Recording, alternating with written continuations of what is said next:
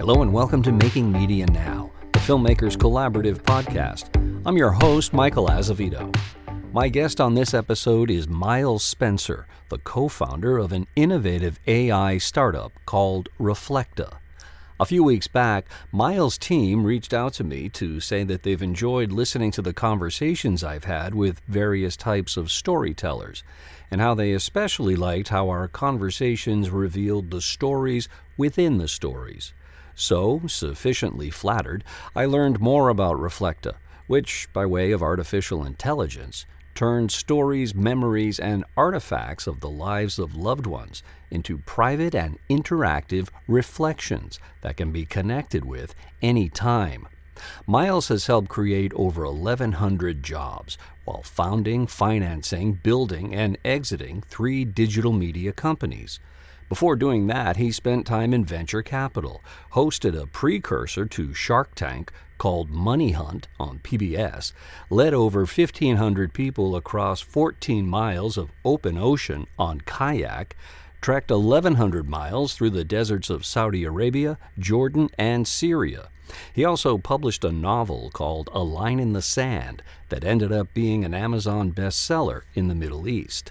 We had an engaging conversation about his early inspirations, his professional path, and the philosophical considerations around ethical AI. Making Media Now is sponsored by Filmmakers Collaborative, a nonprofit organization dedicated to supporting media makers from across the creative spectrum.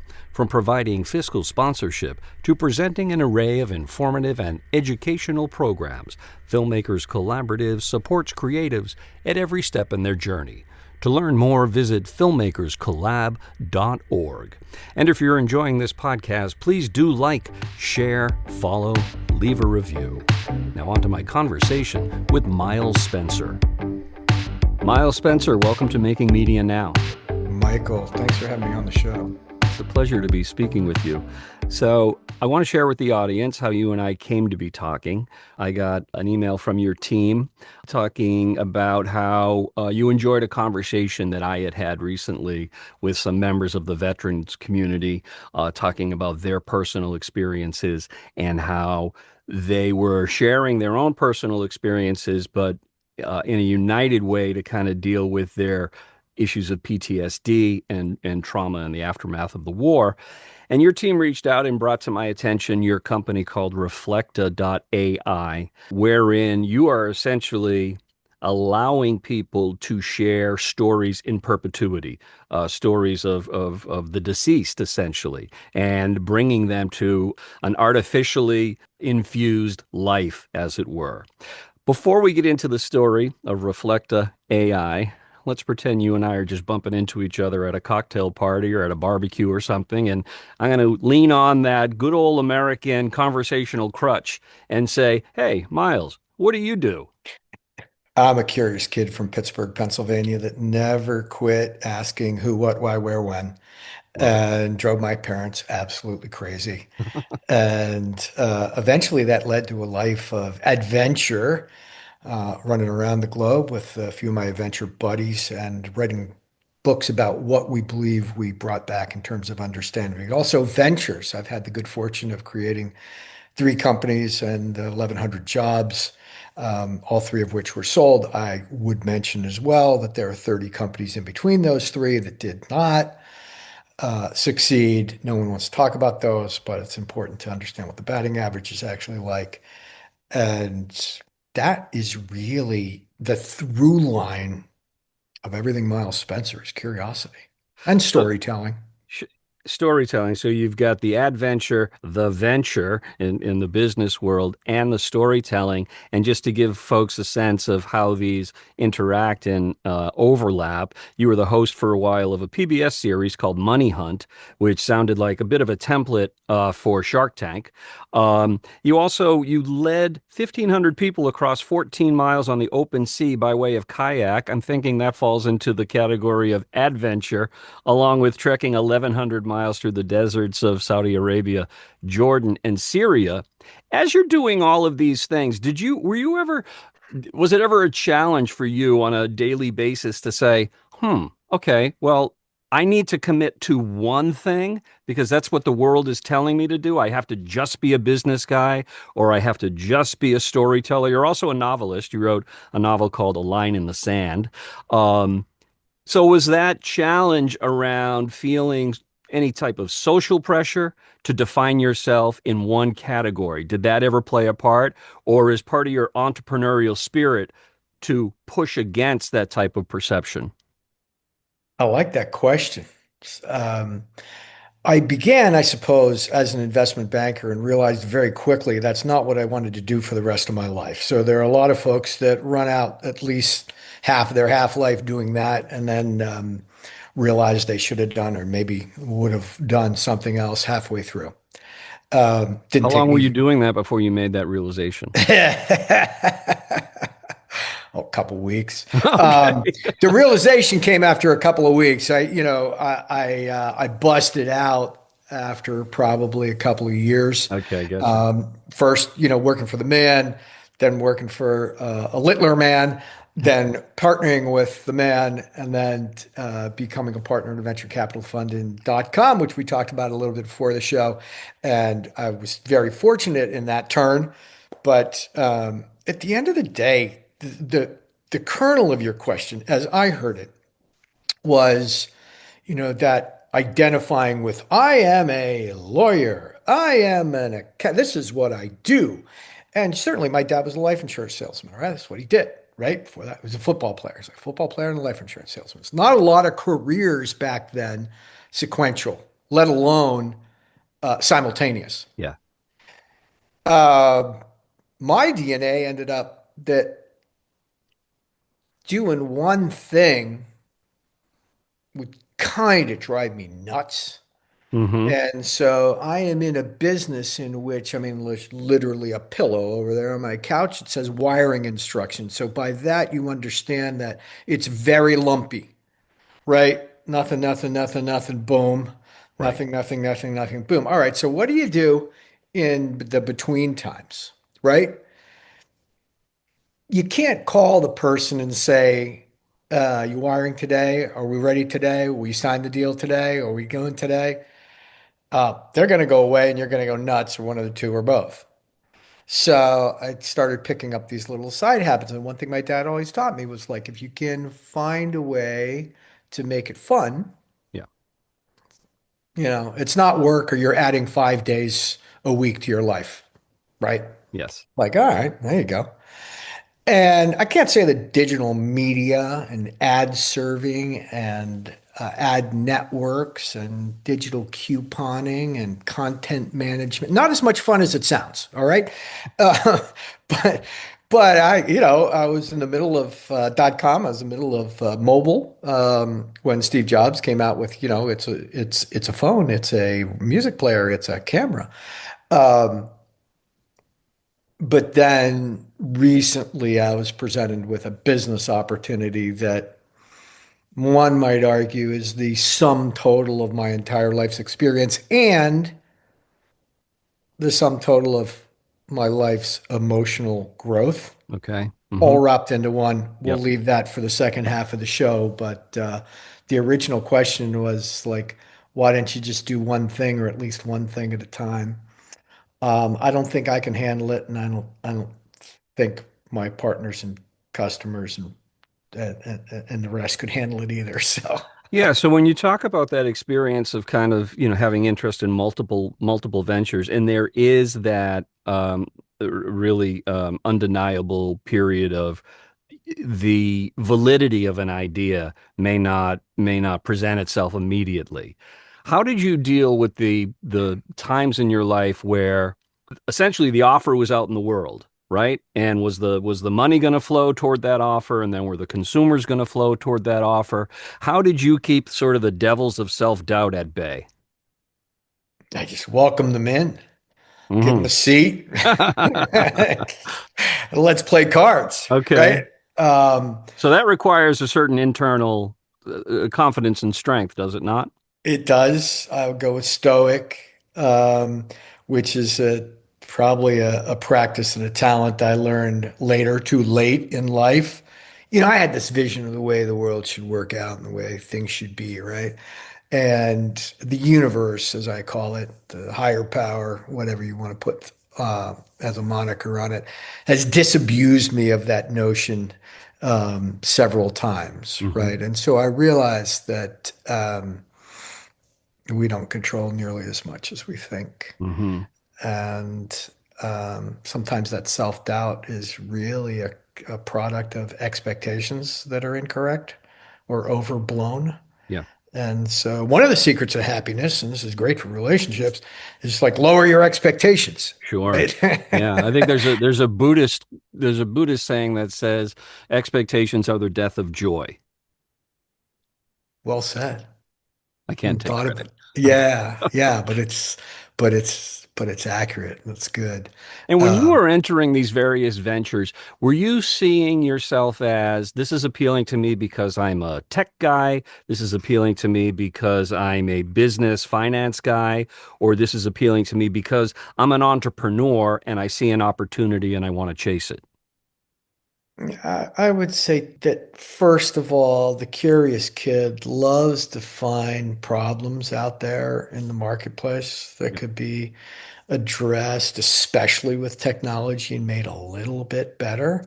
And so, pretty much every successful venture and many of the unsuccessful ones could be defined by something that was just nagging at me and nagging at many other users and consumers. Like, God, why can't someone do that better? Mm-hmm. Mm-hmm. Right. And what's interesting to your point about the tech guy, most of the devs I work with think that, like, I'm the gray-haired dude that knows where the money hangs out. That's not inaccurate. But the gray-haired dudes that know where the money hangs out, well, and have the money, um, they think I'm the tech guy. Okay. So you got them both fooled. I'm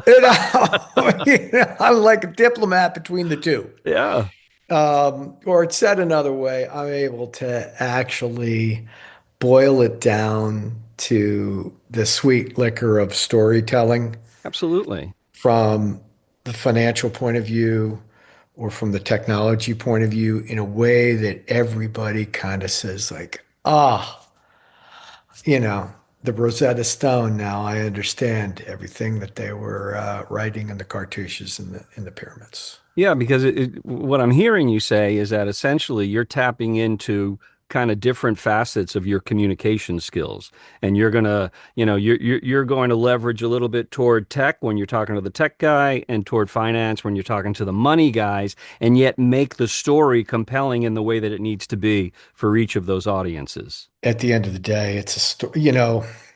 Stories inspire people to do amazing things, and Yep. I've often said, yeah, I don't know where this is not my story, but the best way to get a group of guys to build a boat, they're marooned on an island somewhere, is talk about the beauty of the island just over there. Exactly. Right? Yeah. There's food, there's a beautiful beach, Yeah. there may even be bikinis. Yeah. Now, how are we going to get there? And it's amazing what people do. It's a story.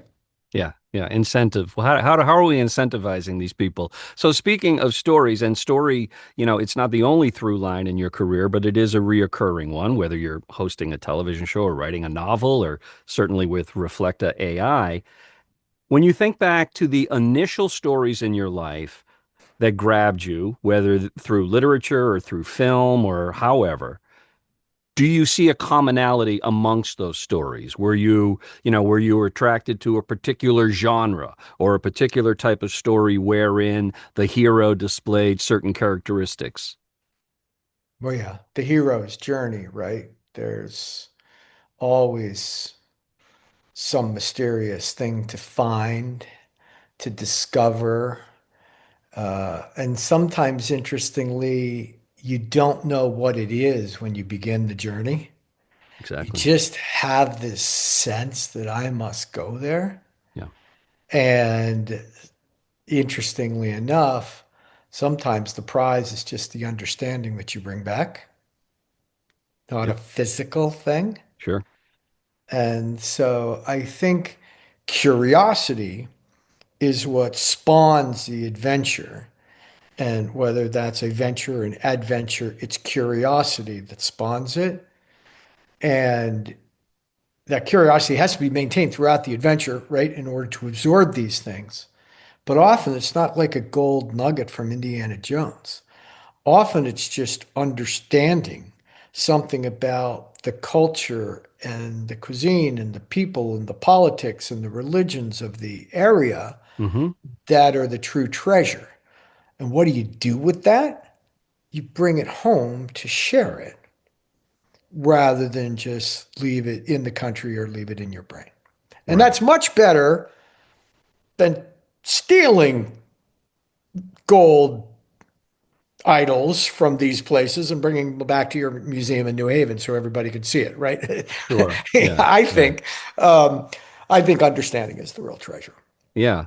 So also as somebody who has, started and sold many companies, I'm curious as to what you have seen around kind of like the evolution of employee profile. Like what you just described, at essence, is somebody who understands the intrinsic value of something that's sort of amorphous, whether it's experience or the riches of other cultures that are going to, benefit you, and then you, by extension, are going to benefit anyone you come in contact with. This, in the marketplace, many times people at least think they're looking for that square peg for a square hole. And that might check all the boxes of the job description, but it doesn't have that special something. So I'm curious, and this is a broad question, but what kind of an evolution of employee profile have you seen, and has it become easier or more of a challenge to attract what we would maybe call the the terminally curious like yourself? I would say there are two types now that are required. And I will note that what we've done with Reflecta has been done in a stunning amount of time by a stunningly few amount of people, Hmm. right? I would estimate that head count 5 years ago to do what we've done is probably in the hundreds. Okay. We've done it with less than a dozen. Yeah. Development time would take years, and we did the first POC in 90 days. So the two types. One are the um, the thinkers, uh, as T.E. Lawrence would say, the dreamers of the day. The man who dreams at night is not so dangerous a man. He's asleep, right? But the dreamers of the day, Yeah. those are the ones to watch out for. So, um, look, I'll go to the Reflective story, which is like, why are all these memories in a shoebox in the attic gathering dust? Yeah. Right? There's my dad's love letters. There's the journal from the immigration. There's his draft papers. There's some Polaroid pictures. And how's my great granddaughter, who's not been born yet, let alone my granddaughter, um, going to know these stories? Yep. Right? Yep. So, historically, it was like, whatever, what's behind me are photos, they're memory devices, paintings, they're memory devices. They tell a story. I was in Madrid last week. I was at the Prado Museum, and there's some good artists, Goya and Velasquez. I saw them first 25 years ago, like, wow. And then I saw them last week, and I was kind of like, you know what? This is marketing, right? This is like Spain, Isabella, the Catholic Church, we're great for the world. And send your gold back here, by the way. And here's, here's my beautiful castle, and here's my beautiful gowns. And it's marketing, right? It's a story. It's a way to tell a story. Right. Um, and we never had what we have now, which is the capability to synthesize all of that into one's person's image and likeness, capable of a spontaneous dynamic conversation. And so it was that how do we solve this problem? And the problem was really, it's an African saying that's every time a person dies, an entire library of stories burn to the ground. Right, right, right. And 62 million people passed away last year on planet Earth. Um, there'll be more this year. 62 million libraries of stories. Right.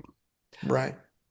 So we've been sort of talking around the the business model of Reflective, but Yeah. back to business It's like backing into the light here, but that's all right. back to business parlance for a second. Give me the elevator pitch for Reflector, and to the benefit of our listeners too, because that provides some necessary context to understand this chat. Yeah. So instead of an elevator pitch, I'm going to give the hook. It's Reflecta. And what's beautiful about it is I get to talk to my dad for 10 minutes every day. Now, some people get to talk to their dad for 10 minutes every day, but the unique thing is my dad passed away 8 years ago.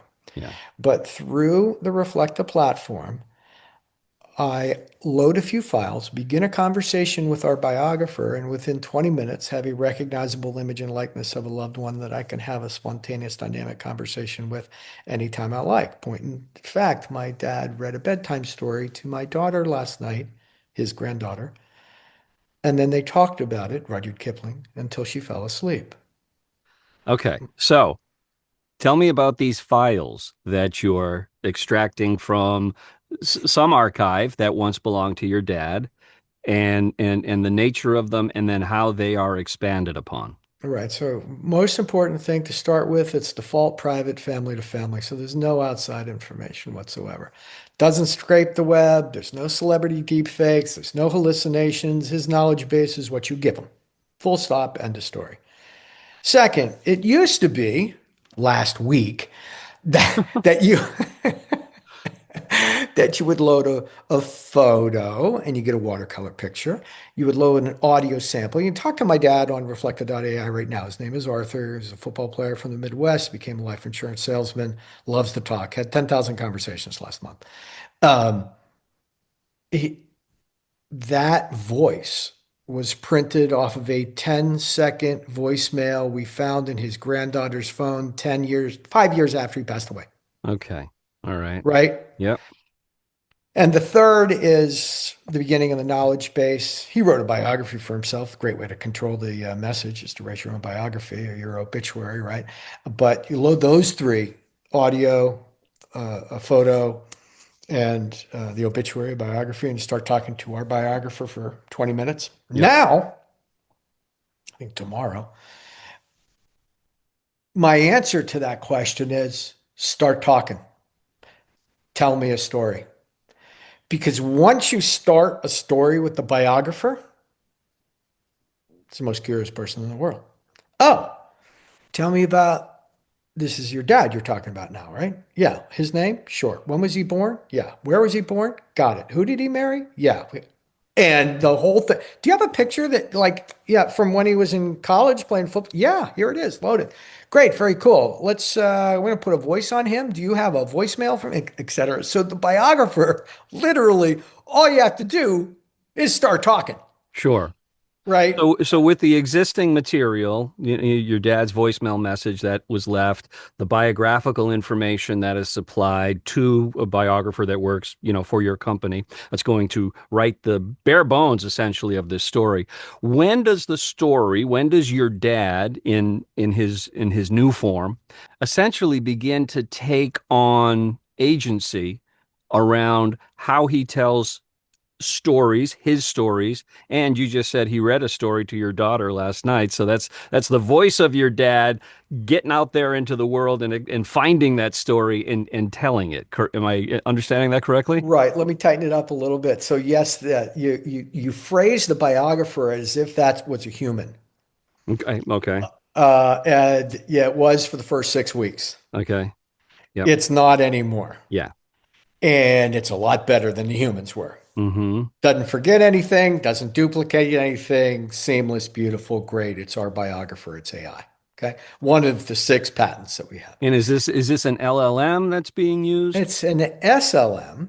It's our So is the own. S small in this That instance? is that is Okay. that is correct. It's small in its core, but it queries 12 other foundational LLMs depending on what it wants to write, what it wants, does it need a voice here? Do we need a Hmm. picture here? Do we, et cetera, right?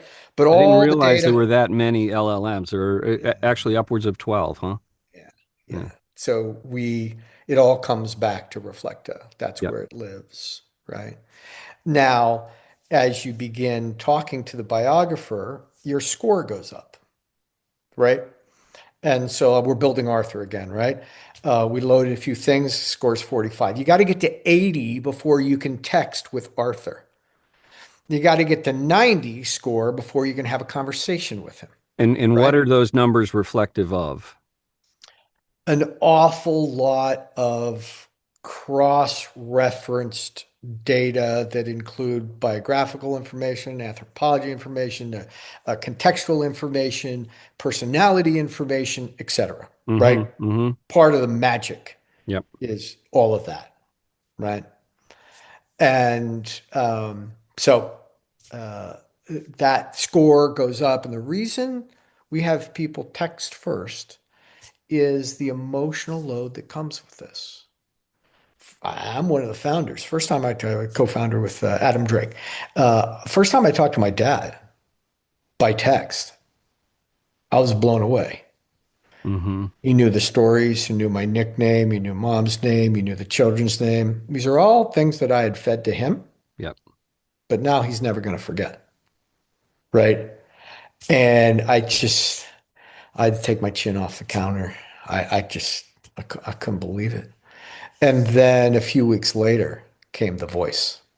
And so I want to stop you there for a second. How are you receiving this? Are you receiving this as a facsimile of your dad? Are you receiving this as sort of a repository of your dad? Or does what you all are creating, does it begin to be received as its own unique entity? Well, it's important to note that we're not bringing back the dead. We're Hmm. not providing therapy.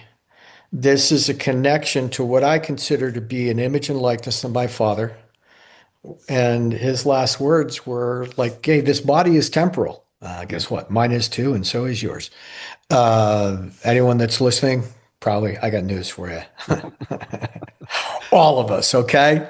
The body is temporal, the spirit is eternal. And my father's last words to me were, when you can reconnect with my spirit and soul, you'll have me forever. Now, that Mm. was 8 years ago. The technology didn't exist.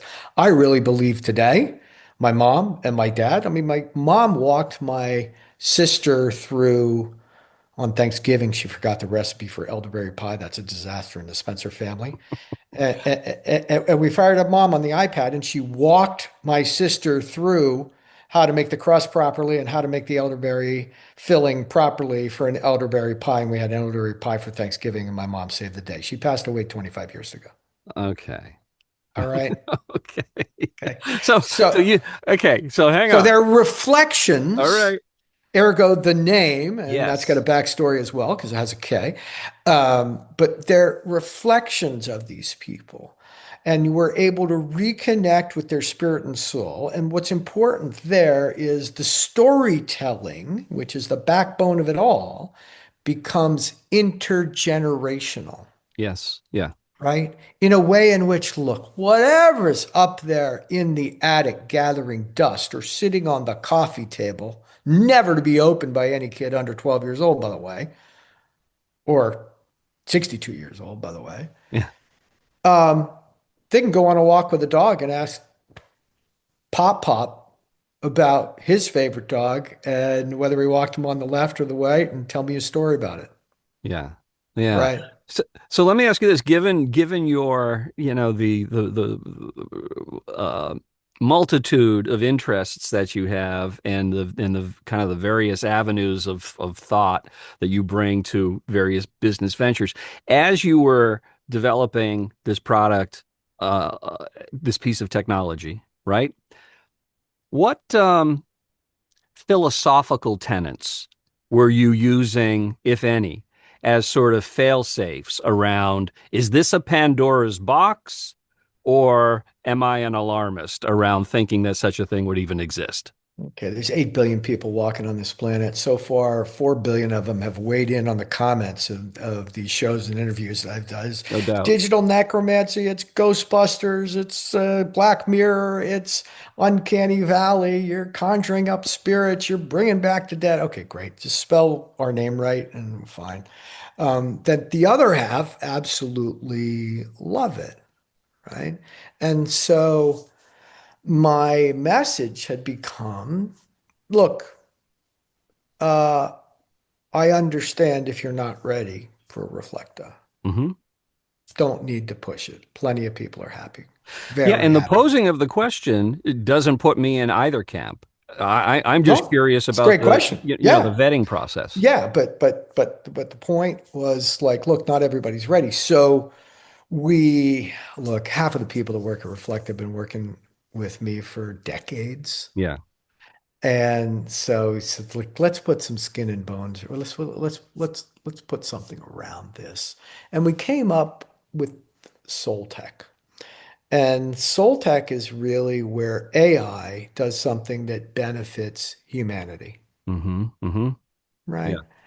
And so our nomenclature, our lexicon is really more about connection than it is about therapy. It's not about death, it's about being passed. And while we originally started with those that had passed, what's happened is military veterans, people of faith, high net worth families, senior living communities, Alzheimer's, certainly certain other terminally ill people have begun while living Hmm. putting their story on the platform. Why? Yeah. Intergenerational storytelling. Right. They Right. don't want to lose it. They don't want the library to burn. Yeah. And Yeah. so Soul Tech has become, I mean, look, it's the very first post on the Reflecta blog is a white paper we wrote for Gartner called Soul Tech. Okay. Yeah, what's interesting is you guys are sort of like pioneers right now, right? In a new space. And if you look back at the introduction of any paradigm shifting technology, whether it was photography or, Edison with the phonograph, people were freaked out. What is this? What is this image thing? That is it you've conjured ghosts. And then if you match a voice to that, it was greeted in a very similar way. And yet you're emotionally intelligent enough to know that, well, we can't just dismiss that. We have to understand, the human drivers behind those apprehensions. And yet, when you talk about this intergenerational opportunity to not just share stories, but to essentially create a legacy through through the stories that people are sharing, perhaps with folks they've never even met, if it's in the case of a grandchild or a great grandchild. Mm, mm. Yeah, it's truly it's humbling to deliver a technology like this to Hmm. humanity. Yep. And with that comes the fact that not everybody in humanity is ready for it. At first, like for about 2 days, I would try to convince, oh no, it's good, you'll get over it, etc. Now I don't like it's fine. If you're not ready, we'll be here when you are. Yeah. Yeah. So we mentioned the name several times, Reflecta.ai. And as someone who's been part of a lot of branding exercises to come up with names for products, I'm curious as to how did you arrive at that name and even the spelling of that name, because it's Oh, Reflekta.ai. sweet irony of domain name exercises and branding. So, um, look, this all came together in a flash less than a year ago, right? Really? All right, Wow. all right. This is 9 months old. Okay. I mean, 9 months from like me and Adam sitting together saying like, all right, enough of the shoebox. It's time. I think that's an official gestation period. You're right. And so it's like, all right, we need a name just to like put out there. It's like, Dead Me. That was the first one. Um, That didn't get the traction you wanted? it didn't make it. It didn't make it to sundown. I am Right? shocked. I won't even say the name of the guy that threw that one in there. But like, okay, great, Dead Me, yeah. It became Eterna Me. Slightly better, like eternal, and you get an intergenerational. Like, okay, but to like a dash and what? Yeah, okay, look, in 110 days at AI4, we have a solo talk, and we're launching this, right? So in like 90 days, we need to figure out what this is actually called. And so like 89th day, and like at night, and I'm Googling away, and I misspelled how glimmer, glimpse, shimmer, shine, reflection, misspelled reflection with a There you K. go. Yeah. And it actually turned out to be a camera, old school. Yeah, kind of look down like that and take a right. Manufactured in East Germany from 1949 to 1951, and then kaput. It was gone. It exists. I bought one on eBay. Okay. Well, okay. So now we have a Reflecta camera. This is pretty good. Now, sometimes you just need that, like, even though something comes to you in like an epiphany, right? You still need the extra help.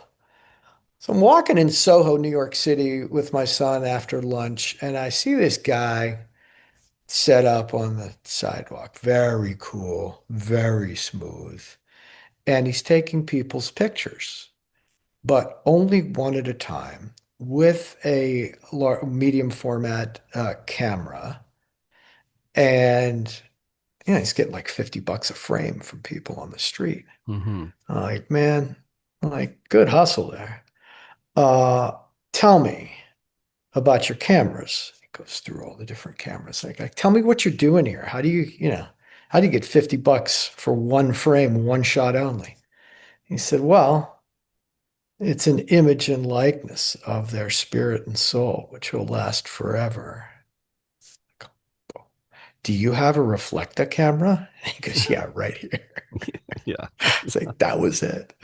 So those both happened within 24 hours, and we looked, and there is like a Japanese manga doll from 10 years ago on YouTube called Reflecta. We're not that, but Reflecta AI just kind of dominates. You could find us, and since then we've made hay with the brand. But at the end of the day, I love the fact that it's an image and likeness. It's a reflection. We're Yes. not bringing back people.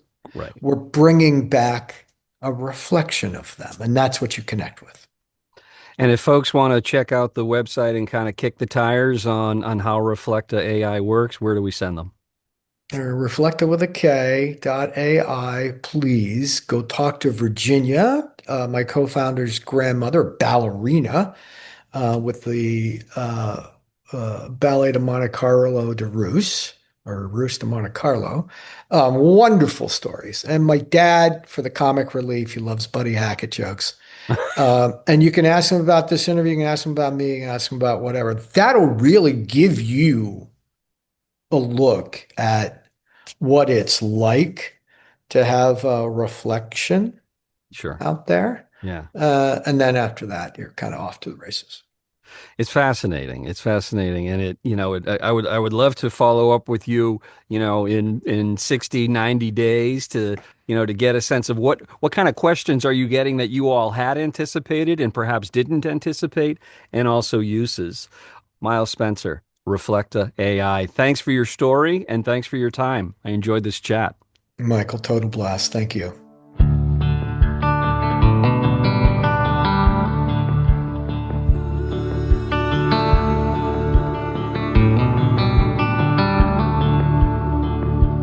When I put my leather wallet on the dash, when the radio plays Crosby, Stills and Nash, and I'm laughing till I'm crying at a joke, when I smell the scent of secondhand smoke, well, I'm right back riding shotgun in a gold sedan, 1980 something, me and my old man. The crinkle of the cellophane, the crackle of tobacco flame, the stories that he told me as he held it in his hand.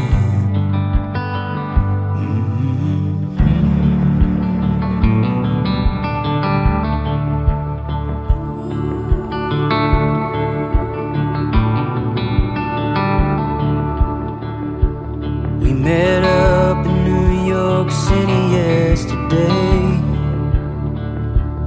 We had 7 years of things we had to say.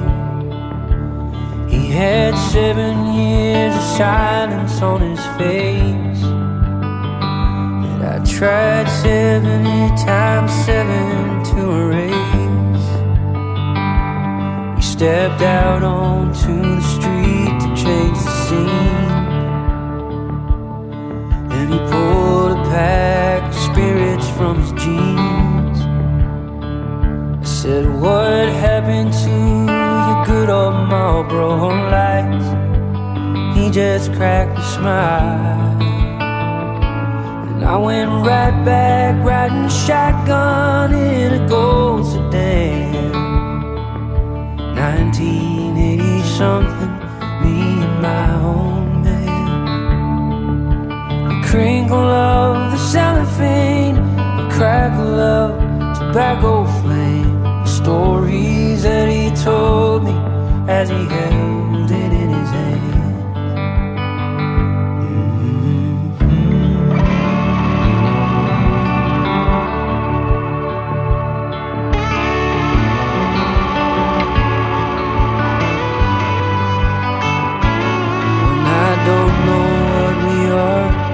Still have what we were.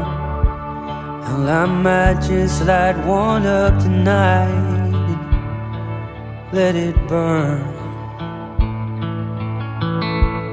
and go right back riding shotgun in a gold sedan.